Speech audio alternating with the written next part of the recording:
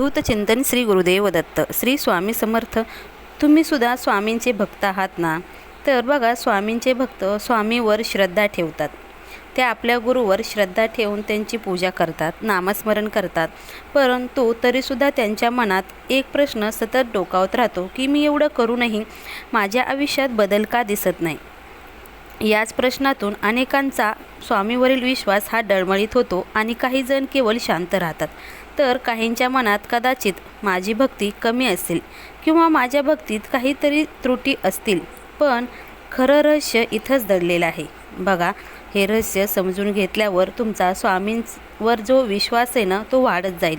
तर तो अजून खोल आतमध्ये वाढत जाईल, हे लक्षात ठेवा. तर पहा, स्वामींचं रहस्य काय आहे. तुमच्या ज्या समस्या असतात त्या सुटत नाहीत किंवा एका रात्रीत आयुष्य बदलत नाही.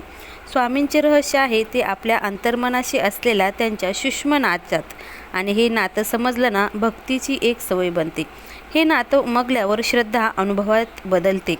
बहुतेक लोक स्वामींवर कसं बाहेर शोधतात, म्हणजे कसं मूर्ती शोधतात, फोटोत शोधतात किंवा मंदिरात शोधतात.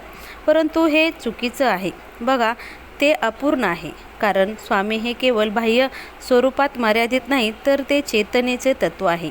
जेव्हा आपलं मन शांत असतं, विचार थोडे बाजूला सरकतात, अहंकार क्षीण होतो, तेव्हाच आपल्याला स्वामी तत्त्व हे दिसत असतं. आपण प्रार्थना करतो, पण मनात अपेक्षांची यादी घेऊन मला हे हवंय, ते हवंय, तसं हवंय, असंच झालं पाहिजे, या अपेक्षेच्या ओझ्याखाली प्रार्थना आपली ही दबली जाते.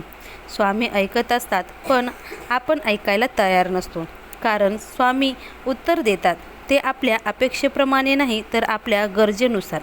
गरज व अपेक्षा यातील फरक कळला की मन शांत होतं.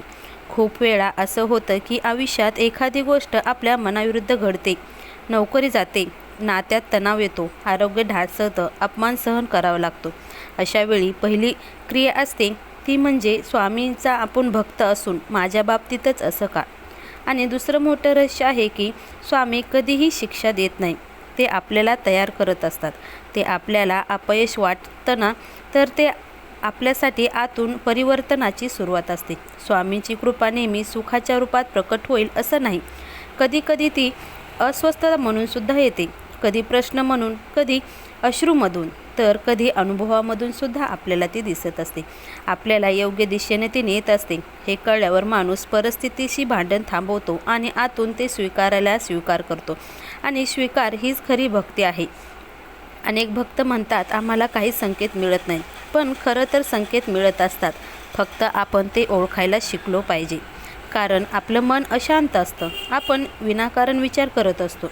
हे समजल्यावर आपल्याला नक्कीच कळेल की स्वामी आहेत. आणि तिसरं रहस्य म्हणजे काय, तर स्वामींचं मार्गदर्शन हे बाहेरून कमी आणि आतून जास्त असतं.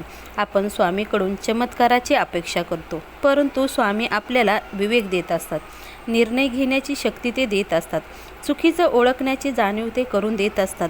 आणि सगळं इतकं नैसर्गिक असतं की आपण त्याला आपल्याच विचारात समजतो, परंतु तो तर कृपेचा स्पर्श असतो. स्वामींची भक्ती म्हणजे आयुष्य समजून घेण्याची दृष्टी आहे.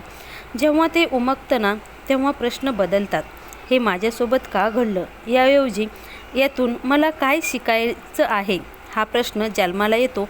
आणि इथंच विश्वास आपला दुप्पट होतो. विश्वास म्हणजे जे घडतंय त्यामागं काहीतरी अर्थ आहे आणि मी एकटा नाही, ही आतून येणारी शांत भावना म्हणजे स्वामीवर असलेला आपला विश्वास आहे. पण स्मरण म्हणजे केवळ नाव घेणं नाही. स्मरण म्हणजे जीवनातल्या प्रत्येक क्षणात त्यांच्या स्वामींच्या अस्तित्वाची जाणीव ठेवणं आहे. दुःखातही, गोंधळातही, अपयशातही जेव्हा माणूस म्हणतो मला काहीच कळत नाही, पण तरीसुद्धा तो विश्वास ठेवतो, तेव्हा स्वामी तत्त्व सर्वाधिक त्याच्या जवळ असतं. हे रहस्य त्याला कळल्यावर स्वामीपासून त्याला दूर जावंसं वाटत नाही. ते देव म्हणत नाही, तर सोबत चालणारा अदृश्य त्यांना तो वाटू लागतो. आणि तेव्हाच भक्ती ही भीतीवर आधारित नाही, तर ती प्रेमावर आधारित राहते. अपेक्षेवर नाही, तर ती समर्पणावर आधारित राहते. शेवटी गोष्ट एक स्पष्ट होते की स्वामीवर विश्वास ठेवणं म्हणजे केवळ आयुष्य सुखसोयीने भरून जाईल असं नाही, तर आयुष्य अर्थपूर्ण देखील होईल, हे नक्कीच समजून घ्या. जेव्हा जेव्हा हा रहस्याचा अर्थ तुम्हाला उमगतो तेव्हा माणूस बाहेरून फारसा बदललेला दिसत नाही, परंतु आतून पूर्णपणे तो बदललेला असतो. तो शांत, स्थिर आणि विश्वासानं भरलेला असतो. बघा, ह्यातून आपल्याला एकच लक्षात ठेवायचं आहे की स्वामीवर तुमचा विश्वास असेल तर या गोष्टी जर तुम्हाला कळल्या तर तुमचा स्वामीवरचा विश्वास हा दृढ होईल आणि तुम्ही स्वामींची अधिक ते सेवा करत राहाल आणि त्यांचं नामस्मरणसुद्धा जपत राहाल बरं का. त्यामुळे स्वामीवर विश्वास ठेवा, श्रद्धा डगमगू देऊ नका, कारण विश्वास हीच मोठी खरी भक्ती आहे. त्यामुळं आजपासून तुम्ही विश्वासानं स्वामींची भक्ती करा आणि नामस्मरण करत राहा.